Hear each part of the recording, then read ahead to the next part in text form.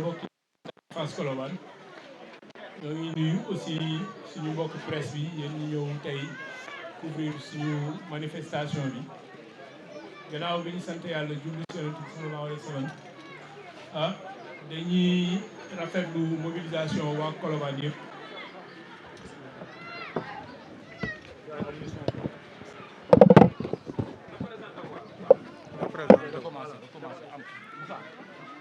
donc dañuy nuyu waa Colobane yëpp di remercier mbokk yi Gueule Tapée Fass Colobane yëpp ñi nga xam ne ñoom ñoo taxaw ci xeex bi taxaw fas yéene xeexal jeunesse su Colobane ñi am ci taxawaay boo xam ne mënuñ fee bañ a ñàkk toog ni ko Alassane waxee maay président ASC Colobane li may woowee Thierno Ndiaye ñu xam ci turu Modibo ma nekk président ASC bi depuis presque 14 ans terrain bi nekk le seul espace de jeu bi nga xam ne moom moo des tey ci quartier wu Colobane bu ñu xoolee suñu commune nu mu tëddee ñetti quartier la Gueule Tapée Fass Colobane quartier yu ci nekk am nga ay ASC Colobane rek mooy quartier bi nga xam ne benn ASC moo ci nekk benn équipe bu nawetaan am espace bi nga xam ne fa la ñuy tàggatoo moom rek moo ñu desee ci biir quartier bi ñi bokk ko nag ak école football yi bokk ko aussi ak ndaw yi koñ bi di fa tàggatee suñu yaram bu nawetaan jotee ASC bi fa lay entraîner yeneen bés yi jeunes yi nekk ci koñ bi bu ñu buggee football fa la ñuy footballé terrain bi nag yàgg na poser problème parce que dafa nekk ci à cheval entre deux communes commune Gueule Tapée Fass Colobane ak commune HLM ci découpage administratif dañ doon yaakaar sax yenn saa yi ne terrain bi commune HLM ci la bokkoon ba am na ay temps mais HLM bëggoon nañ fa def ay activité mais biñ ko commencé ndawi Colobane dañuy taxaw ne loolu mënu fi nekk mënul am parce que bu ñu xoolee HLM am plus de 7 terrains de football yu fa nekk ay espace terrain vague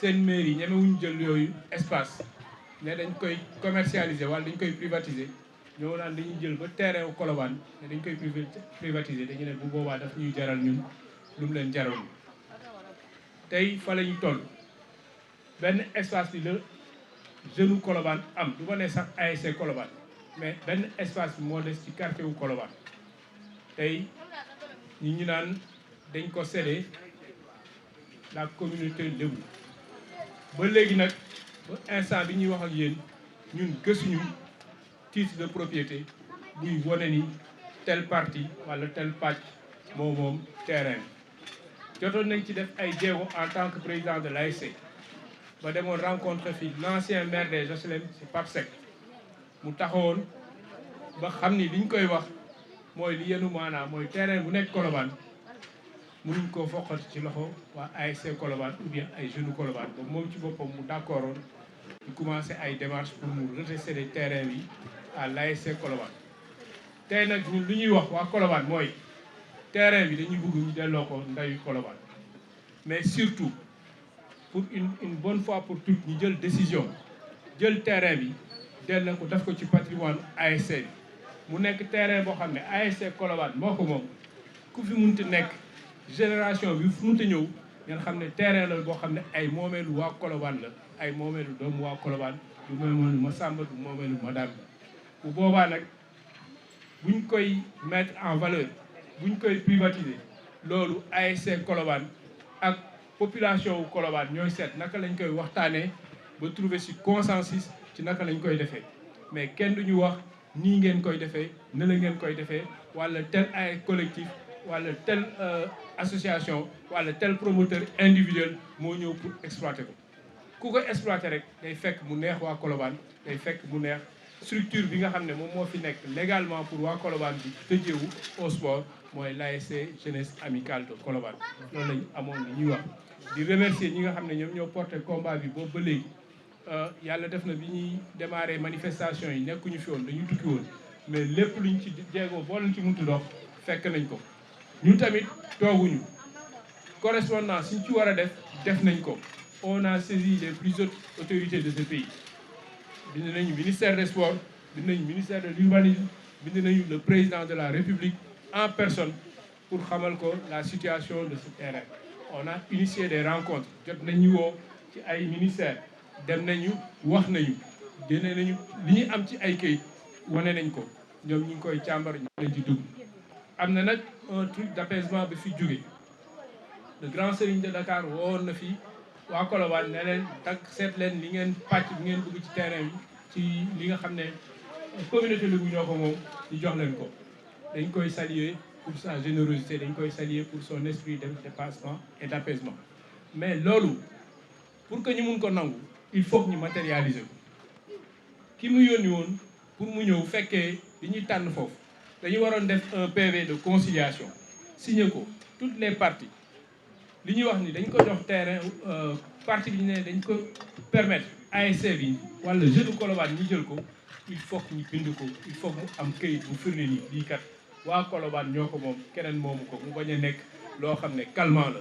dañ ñu koy jox à titre précaire ñi kii fa entraîné fa 2 mois 3 mois coow li jeex après ñu ñëw exnewaat ñu jóge leen fii dañ ko soxla loolu moo mënul wéy.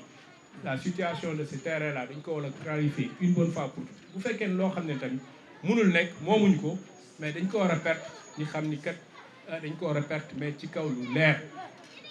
mais loo xam ne on estime que y a la jurisprudence qui est là terrain boo xam ne ñu ngi fay entraîner depuis plus de 30 ans 40 ans tey nga xëy ne da nga koy dindi da nga koy nangu ci ñoo ñi fa nekkoon pour ne après dem leen fan. Luigi Dakar Sacré-Cœur ou bien dem leen xeex ak waa HLM ou bien dem leen xeex ak waa Fass école Fass ou bien dem leen ci lycée yi wala ci école primaire yi ngeen entraîné fa loolu mënul nekk. lycée ak école primaire pour jàngaleel du vocation sax pour ñu fay dem di fa entraîné yi ay footballeur di fa entraîné yi wala ay mbër di fa entraîné yi cadre bu nekk dafa am foo xam ne fa la war a exprimer wu. On pense que le sport doit s'exprimer sur des terrains de sport. Le football doit se pratiquer sur un terrain de football. Sur un terrain de football, nous voulons vraiment nous sàmmal ñu suñu moomal tey ñu remercier population waa Colobane yëpp ñu fi taxaw ñëpp vraiment gis nañu seen taxawaay di leen encourager combat bi day doo commencer mais je pense que suñu rester mobilisé tey jii tey terrain bi mun na delluwaat suñu loxo jërë ngeen jëf asalaamaaleykum. De mes propos, je voulais d'abord remercier la presse nationale d'avoir bien voulu répondre à notre invitation aujourd'hui. Après cela, je voudrais aussi réserver une mention spéciale à toute la jeunesse de Colobane ici présente. Les gars et Jambalien, on est fiers de vous, la jeunesse de Colobane. Vous n'avez jamais failli à votre mission. Aujourd'hui, vous répondez à l'appel du quartier, à l'appel du sang. Vous répondez à l'appel d'un peuple qui est celui des Colobanois. Colobane a assez enduré. Aujourd'hui, ce qui nous réunit, c'est que ça fait maintenant quelques semaines, un bonjour, les autorités étatiques, en l'occurrence le sous-préfet de Dakar, est venu accompagner les forces de l'ordre et aussi des agents du ministère du cadre de vie pour déguerpir un terrain qui jadis a toujours été le théâtre de toutes les passions et joies en ce qui concerne le football.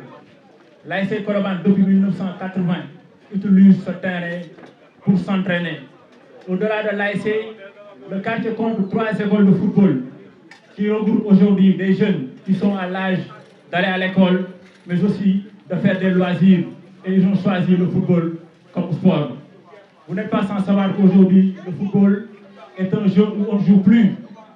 Le football est devenu aujourd'hui un business. Et nous, on a envie d'avoir des Sadio Mané issus de ce quartier-là. On a envie d'avoir des Kalidou Koulibaly issus de Colobane. C'est ça le rêve de Colobane. Et aujourd'hui, le terrain, jadis où on avait l'opportunité d'exercer le football, nous a été pour l'instant arraché. Mais nous n'allons pas nous laisser faire. On a commencé ce combat-là au nom du collectif des habitants de Colobane. C'est parce que nous tenons à notre jeunesse. Tout ce que nous demandons, c'est qu'on nous restitue la seule espace d'expression et aussi de jeu au niveau du quartier. Colobane est englouti de partout. Nous sommes à l'entrée du département de Dakar, avec des infrastructures autoroutières telles que le TER, l'autoroute, le BRT. Aujourd'hui, nous n'avons plus d'ouverture. Et le seul espace où les populations, à l'occurrence des jeunes, pouvaient exercer et aussi avoir des loisirs et aujourd'hui entre les mains de l'autorité. Il paraîtrait que c'est la collectivité le but. À sa tête, le grand Serigne Abdoulaye Matar Diop qui a cédé cette partie-là à la SNHLM. Ce que nous demandons aux autorités, c'est que la population de Colobane ne mérite pas le sort qui lui est réservé. Tout ce que nous voulons, c'est qu'on nous restitue la seule espace qui nous permet de jouer au football au-delà de faire du sport. Je pense que c'est impensable qu'un quartier comme Colobane ne puisse aujourd'hui avoir un seul espace où un enfant puisse faire même le PS à l'école. C'est impossible. C'est ça que nous vivons ici au niveau de Colobane.